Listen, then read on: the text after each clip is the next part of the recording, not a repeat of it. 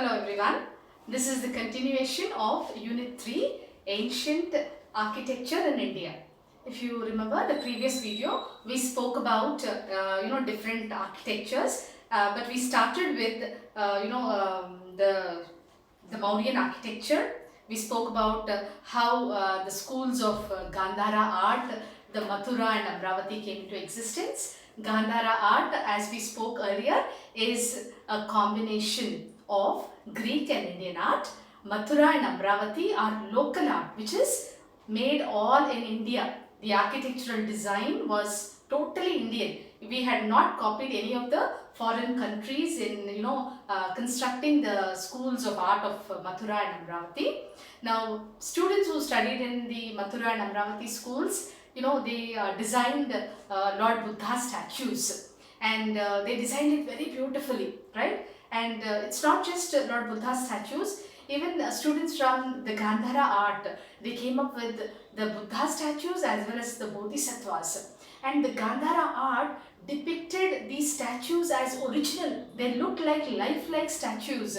I was talking about Madame Tussauds, where we have different celebrity statues there. They are all wax models, right? And they look so original. Sometimes, even our celebrities, they go and stand beside their statue and take pictures. They look so original, right? So these statues of Buddha and Bodhisattva, which were made by students of the Gandhara school of art, they looked so original. They looked as beautiful as the Greek gods. And to make them look even more beautiful, they draped them with clothes and finery and jewelry. All this. This was about the schools of Amravati, Mathura and Gandhara. And then we went to freestanding temples. What did I say freestanding temples were? They are nothing but they are cut out of rock. And the next thing that we learnt about was cave architecture. Cave architecture is nothing but architecture which was designed in the caves and on the caves.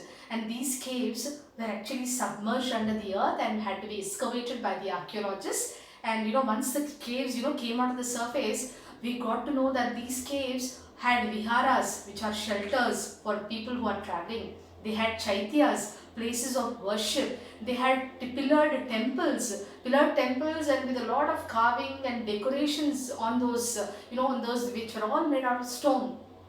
And then we studied about rock cut temples. Again, rock cut, architecture was submerged. They had to be excavated, and then we got to know so much information about the rock cut temples, and the examples of the rock cut temples were Karle caves, where a lot of sculpting was done on the caves and on the stone. Fine.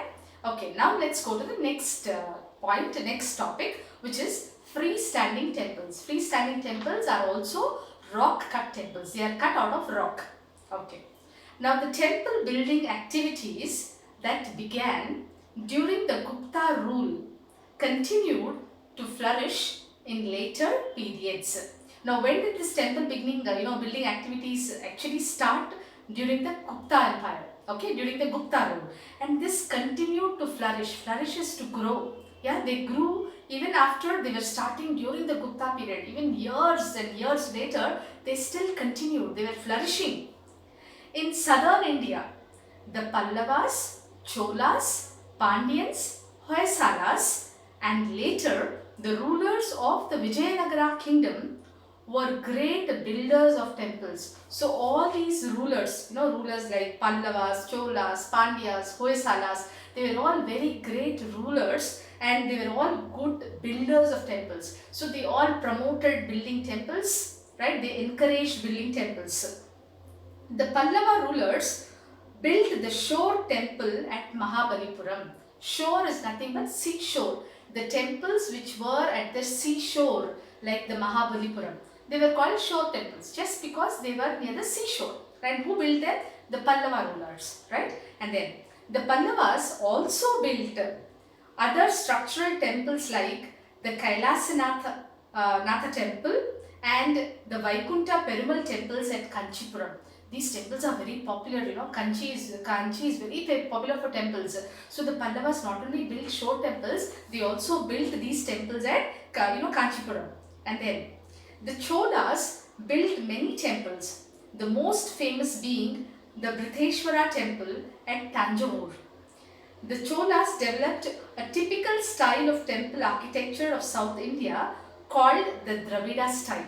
Now, who came up or who brought Dravida style? You should remember it is the Cholas. The Cholas, came up with a new architectural design. From the time of Gupta, whoever, came after those kings, they all were into the flourishing, existence of architecture. They never submerged architecture. They never put a full stop there. They continued building and encouraging architecture, but every king, after the other, they were coming up with new ideas, innovations and creative designs. Now the same thing happened with the Cholas. Even they came up with a new design which was called the Dravida. Now what is the Dravida style? The Dravida is a land which is in between the Krishna and the Kaveri rivers. The land which is in between the Krishna and the Kaveri rivers is Dravida, right? And then, so the Cholas built this new architecture which was called Dravida style, complete with Vimana or Shikhara, high walls and the gateway topped by a Gopuram. Now Cholas were popular for one thing. See, who brought in Garbhagriha in the previous video? We spoke about it. It was Chandragupta Maurya. When he started constructing temples and designing temples, he was the first one to have a Garbhagriha. Garbhagriha is that dome which is in the center of the temple, and that is the place where the deity is placed. That was from Chandragupta Maurya. Now here Cholas, they were they brought in new designs in architecture. And what was that design that they brought about? It was with the Vimana, okay, the Vimana or Shikharam. You call it right in the temple. The Shikharam was something that was brought by the Cholas. High walls and the gateway topped by a Gopuram. Gopuram is the top thing, right, on the temple. That is a Gopuram. So this was actually brought into existence by the Cholas.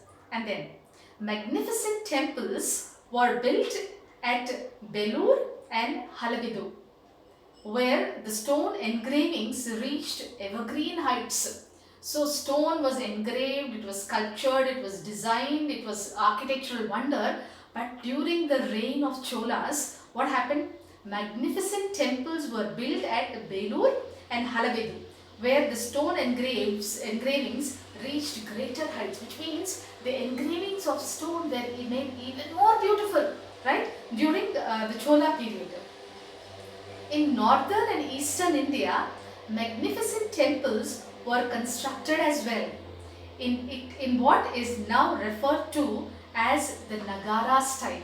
So in the northern and the eastern India, there were many temples which were constructed, and the temples of the northern and eastern India were designed in the Nagara style.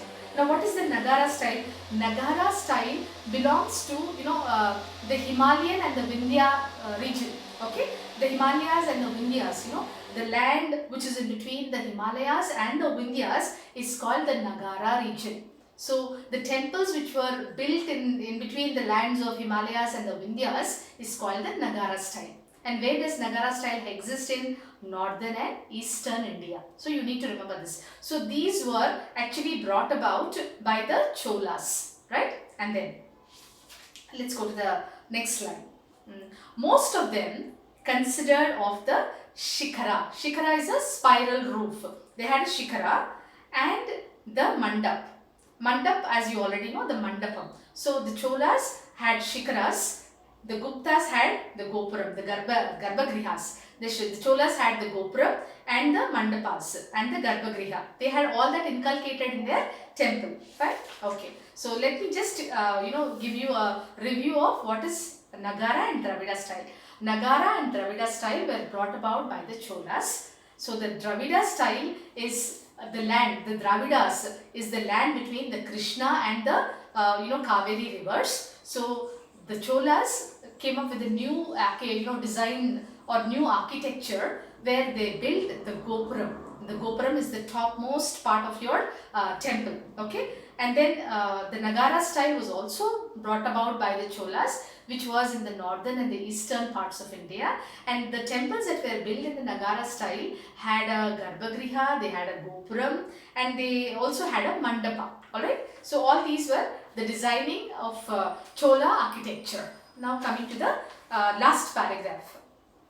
Here, Odisha as some of the most beautiful temples such as the Lingaraja temple. So Lingaraja temple is very popular in Odisha, which was built by the Somavamshi kings with additions by the Ganga rulers. The Mukteshwara temple in Bhubaneswar and the Jagannath temple in Puri are also instances of exemplary temple art.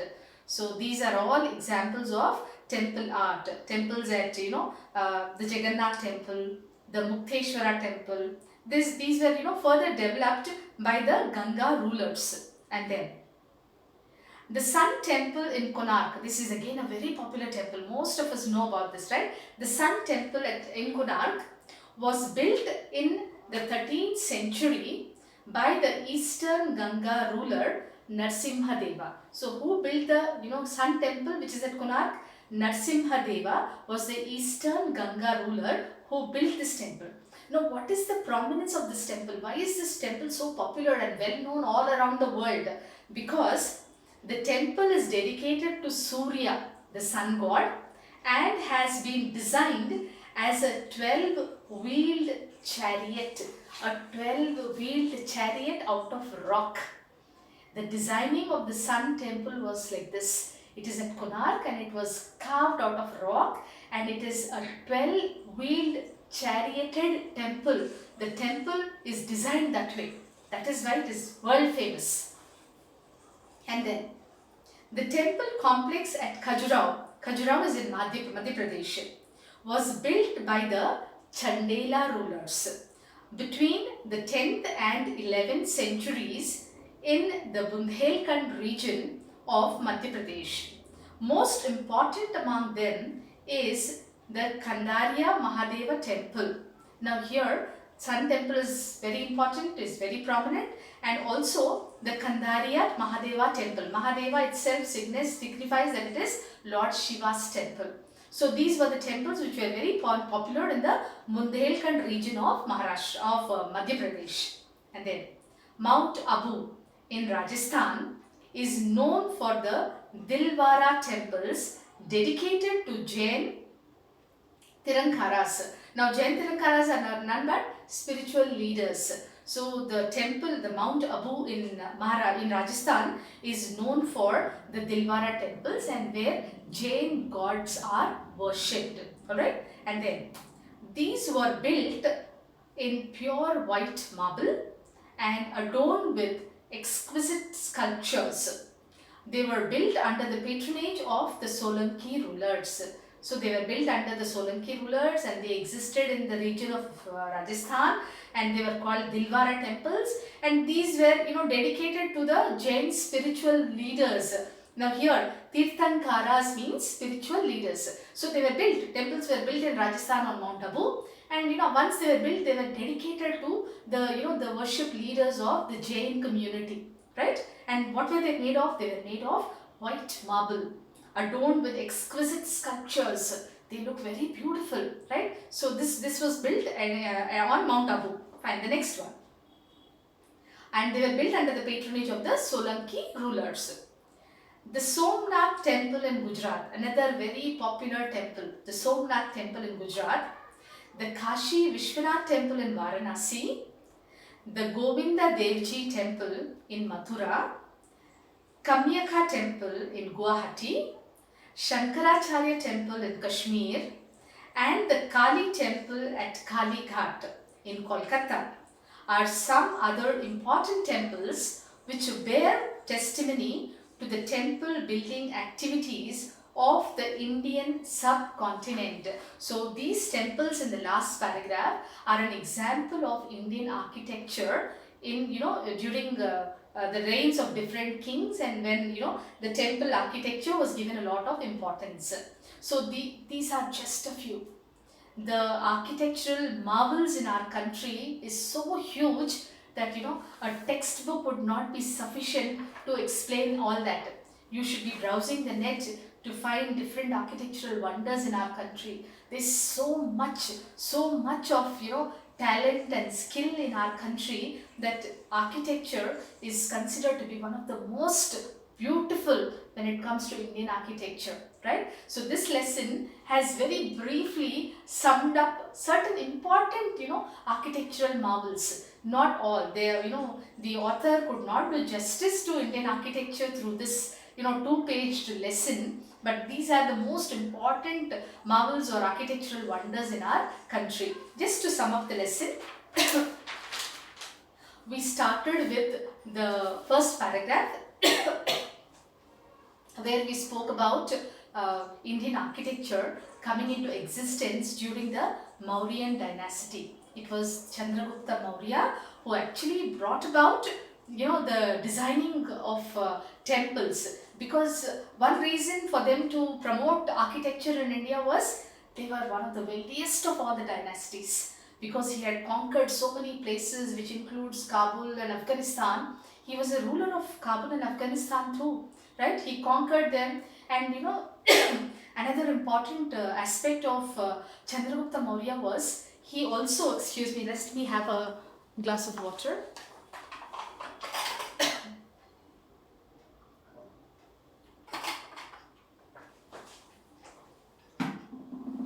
I'm sorry about that. Chandragupta Maurya was the king who defeated Alexander the Great. Yes, Alexander the Great was defeated by the Mauryan dynasty emperor Chandragupta Maurya. And after he defeated Alexander the Great, he started ruling over many regions, which included Kabul and Afghanistan. And once Alexander the Great passed away, it was Seleucus Nicator who took over, isn't it? And an ambassador of the Seleucus Nicator dynasty. And what was his dynasty? He was the Macedonian emperor. He was ruling Macedonia. And Megasthenes was the emperor, was the ambassador of the Greek kingdom. So he was working under Seleucus Nicator. So Megasthenes was sent to India by Seleucus Nicator, because Chandragupta Maurya had become popular by then. He had defeated Alexander the Great. And Seleucus Nicator was very curious to know what Chandragupta Maurya was doing, because Chandragupta Maurya had become world famous for the architectural designs that he inculcated in India. So Megasthenes came and visited Chandragupta Maurya's palace, and he was amazed at the beauty when he saw Chandragupta Maurya's palace. It was carved totally out of wood. He looked at the designs and the carvings, and he was amazed, and he took this report back to his country and told everyone, and publicized Chandragupta Maurya a lot. So this was about Chandragupta Maurya. Following Chandragupta Maurya, we came across Ashoka, the king Ashoka. What was he popular for? He was popular for monolithic pillars. He built pillars carved out of one stone. And why were his pillars so popular? Because he had engravings on it. They were decorative. They were 50-ton weighing. They weighed 50 tons, and their height was 50 feet. And another reason for Ashoka to become popular was the lion capital. What is the lion capital? The lion capital is 4 lions standing back to back, and this was built in Sarnath, which was the capital of Ashoka kingdom. As I told you, this emblem, that we have copied from the Ashoka dynasty, is still existing in the Sarnath museum. They still have it there, and this has been taken as the design or the symbol of our emblem in India. So this was about Ashoka. And then we came to the stupas of Sanchi and Sarnath. What are stupas? Stupas are nothing but the Buddhist temples. So they were also beautifully carved and designed by the Mauryan architecture. And then the gateways of Sanchi and Stupa have been spoken about in the later part of the text. And then we came to Gandhara art. Gandhara art was a blend of Greek and Indian art. Gandhara art was nothing but it was an art school. It was an art school where students were taught art. And what were they taught? They were taught to design, sculpt, they were taught to design from stones. This was they were given that practice. They were taught and trained to do it. That was Gandhara school of art. And then coming to the schools of Mathura and Amravati. Now, all the previous architecture were copied versions or a blended version. But then Mathura and Amravati were 100% local architecture. Local architecture is Indian architecture. They were built using Indian designs, Indian ideas, Indian thoughts, Indian inspiration, right? So schools of Mathura and Amravati were also art schools. Now students who were trained in these art schools were exemplary, were excellently talented, were immensely talented, and they had this expertise of carving statues from stone. And when they carved the Buddha statues, students who studied in Mathura and Amravati schools, they carved statues of Buddha and made Buddha look beautiful. And then at the same time, the students of Gandhara art carved statues of Buddha as well as Bodhisattvas. Now, who are Bodhisattvas? Bodhisattvas are followers of Buddha. Now, they not only carved them like human, live, like images. They looked so real. You could not differentiate between a real and a statue. That was the beauty of those statues. And to make them even more lifelike, they adorned them with jewelry and finery and clothes, and they made them even to look even more good. And the Buddha and the Bodhisattva statues were compared to the Greek gods. As I told you, Greek gods are considered to be the most handsome. They look very handsome, Buddha and the Bodhisattvas. And these were sculptured by the students of the art school of Gandhara and Mathura and Amravati. This was what we learned. And then we came across the Andhra region, where the Satavahanas were ruling, and the Amravati school was developed. The Satavahanas worked a lot on Amravati, and they developed that school of art. And the students there, what did they do? They built a great stupa was built. Stupa is a great temple of Lord Buddha was built at Amravati. And the walls of this temple were adorned with beautiful design carved by the stones around it, around the temple, whatever the different types of stones, they carved beautiful designs on that, and they shaped it, and they decorated it with a lot of jewelry. Fine. And then on the next page we find the freestanding temples, where the Gupta period marked the beginning of the construction of Hindu temples, and the Gupta dynasty was remarkable for establishing a new design architecture, which was the Garbhagriha. Gupta, the king Chandragupta Maurya, was the first person to design a Garbhagriha for a temple. Now this Garbhagriha exists even now, and the same tradition is followed even now. In the Garbhagriha or under the Garbhagriha, the deity is placed. So the Garbhagriha is in the center of a temple, and in the center of the temple you have the idol installed. The god or the goddess or the deity's idols are installed under the Garbhagriha, and the reason for the Garbhagriha actually coming into existence was the Gupta, the Chandragupta Maurya, right? And then we came to cave architecture. Cave architecture is where a lot of engraving was done on caves, and these caves housed vimanas, shikaras, and temples, and we also had chaityas in there. So all these were housed in those caves, and as I said, the caves were submerged under the earth, and the archaeologists actually excavated them and brought them to the surface for all of us to enjoy the beauty of cave architecture. Right? And for cave architecture, we have examples of Udayagiri caves, Ellora caves, Ajanta caves. All these actually depict a lot of architecture on them. And then we came to rock cut temples. Rock cut temples, as the title goes, is cut out of rocks. And again, these were also submerged, and they were excavated and brought to the surface. And the example of rock cut temples are Karle caves, the Kailash temple at Ellora, the Rashtrakutas, and the Latha temples at Mahabalipuram. All were encouraged and engraved and designed and motivated by the Pallavas. So the rock caves, the dynasty which is behind the rock caves is the Pallava dynasty.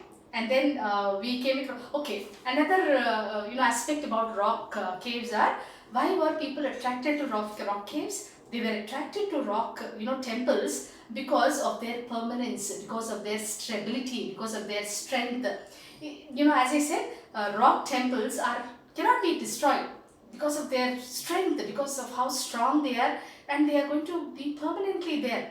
Okay, floods may wash away different temples, but rock temples will stand firm.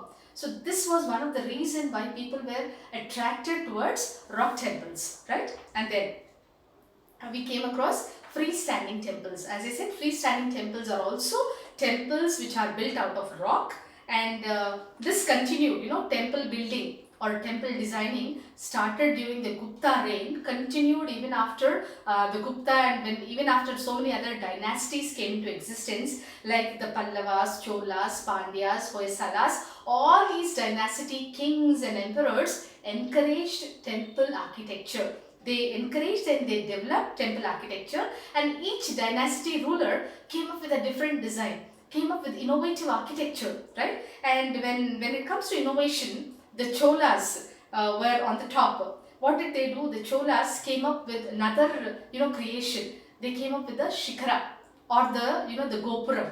They came up with this. They also considered the Shikaram and the Gopuram in the temples.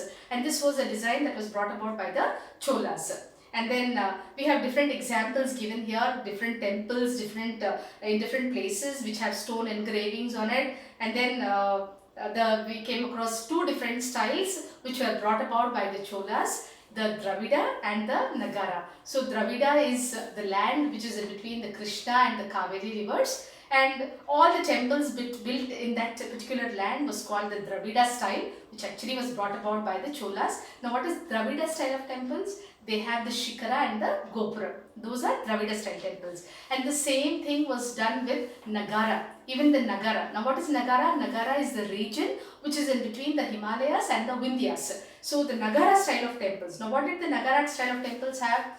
They had the Garbhagriha, they had the Shikara, they had the Gopuram, and they also had the Mandapas. So this was happening in the Nagara style. And Nagara and Dravida were styles which were brought about by the Cholas, right? They were a little different from what happened during the Chandragupta Maurya period. And then coming to the last passage, we came across the state of Odisha, where we have beautiful temples. The Lingaraj temple being very important there. And then in the same paragraph, we actually spoke about the Sun temple, which is at Konark. And as I said, Sun temple is very, very popular in all over the world because it was designed in the manner of a 12 charioted, temple. It was the Konark temple is built in the 13th century, and it was designed as a 12-wheeled chariot. All the 12 wheels of this chariot were engraved out of stone, and that is why it is very popular. And then we came across the Khajuraho, the temple complex at Khajuraho, which is which was built by Chandela rulers. And then we spoke about Mount Abu, which is in Rajasthan, where the Dilwara temples were built, and they were dedicated to the Jain spiritual leaders. And then finally we came across the Somnath temple, which is in Gujarat, and the Kashi Vishwanath temple, and the various other temples which are examples of exemplary architecture in ancient India. So I would want you to read the whole lesson once again. We are going to discuss the questions, the post-reading part in my next video, and we'll continue with some new topics in grammar in the next video. Thank you so much.